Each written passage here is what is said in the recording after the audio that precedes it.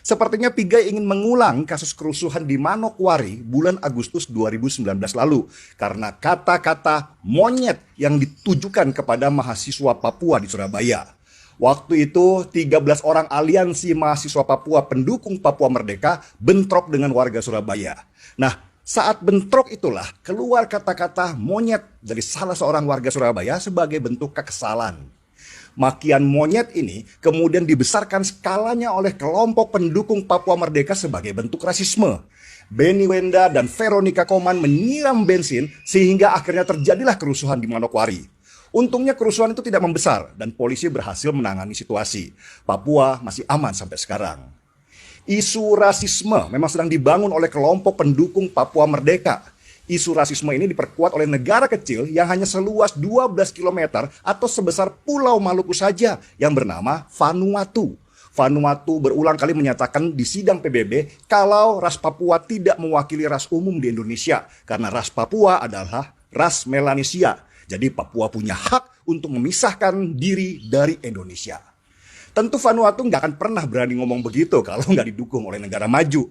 Seperti kita tahu, pisahnya Timor Leste dari Indonesia karena campur tangan Australia yang sangat kuat di sana. Papua sendiri adalah daerah yang kaya sekali dengan sumber daya alam. Di sana ada tambang Freeport yang mengelola tambang emas terbesar di dunia. Jelaslah banyak negara yang ngiler dan berusaha Papua lepas dari Indonesia supaya mereka yang bisa mengelola tambang emas di sana.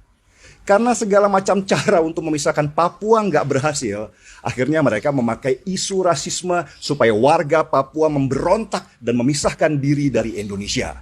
Inilah narasi yang sedang dimainkan oleh mereka sekarang dengan komandannya negara Vanuatu yang jauh lebih kecil kalau dibandingkan dengan Papua. Apalagi kalau dibandingkan dengan Indonesia, nyempil kayak upil.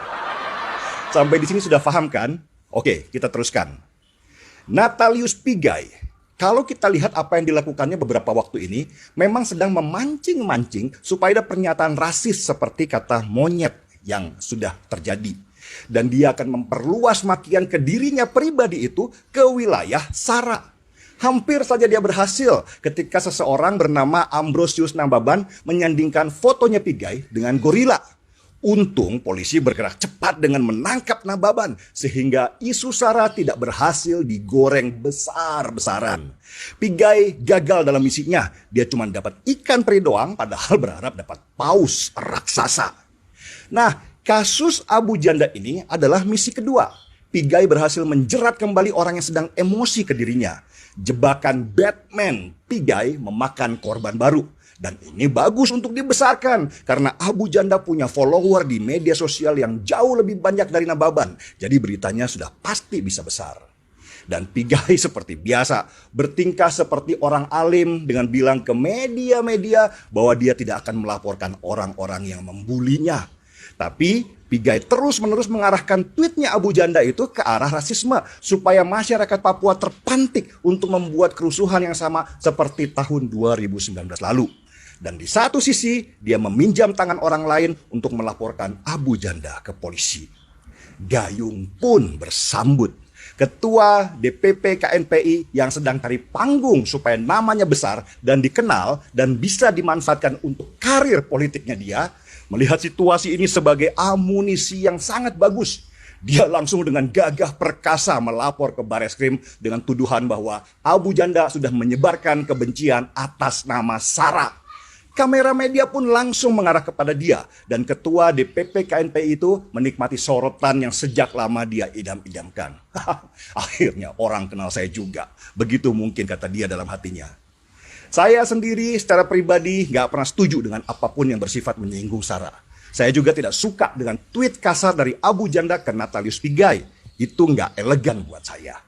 Tapi antara rasa tidak suka dan fakta hukum itu berbeda.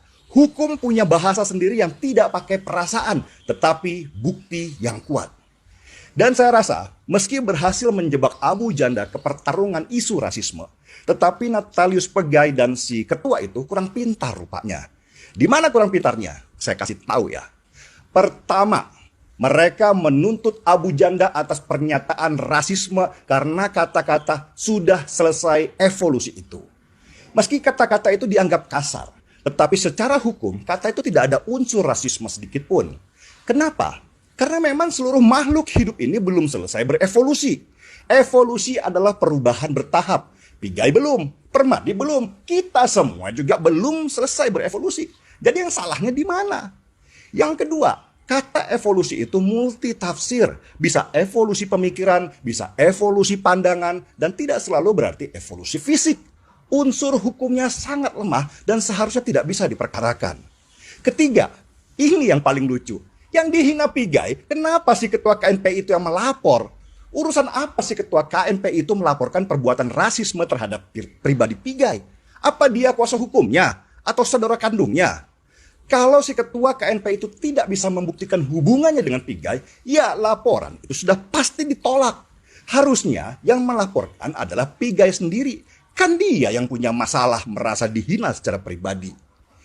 Dari bukti-bukti hukum yang lemah ini, saya merasa laporan mereka ke polisi itu akan mentah seperti biasa.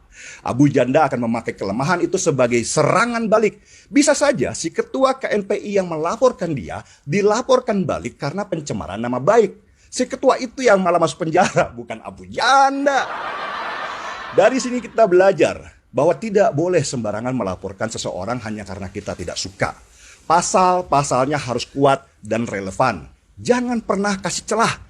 Kalau nanti nggak terbukti, Anda bisa punya masalah besar. Dilaporkan balik oleh orang yang Anda laporkan ke polisi. Saya sendiri kenyang dengan model pelaporan begitu.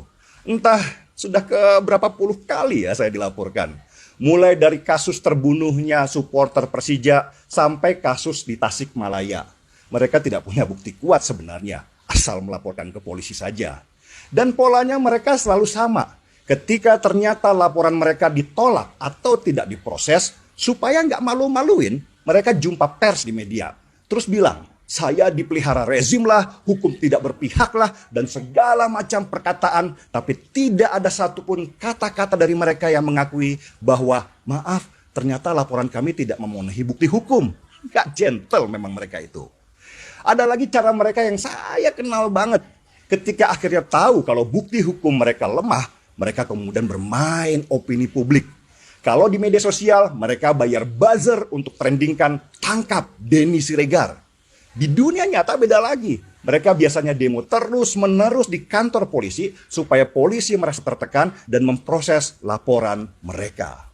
Mereka terinspirasi Pilgub DKI 2017 ketika tekanan massa besar berhasil memenjarakan Ahok yang sebenarnya juga tidak bersalah menista agama. Tetapi karena khawatir jumlah massa yang ribuan itu membuat kerusuhan, maka memenjarakan Ahok adalah kerugian yang paling sedikit. Ahok dipenjara karena opini publik dan tekanan massa, bukan murni karena kesalahan dia. Cara-cara jadul dan out of date ini masih mereka pakai sekarang. Laporkan seseorang yang tidak mereka sukai, desak polisi pakai penggiringan opini publik atau tekanan massa. Kemudian kalau ternyata laporan mereka tidak terbukti, bikin pernyataan beramai-ramai kalau rezim ini rusak, polisi nggak netral, buzzer dilindungi istana, dan segala macam cara untuk menutup kemaluan mereka. Paham kan sudah cara-cara mereka? Kita seruput dulu kopinya. Markipor, mari kita lapor. Saya Denny Siregar, kita di acara Timeline.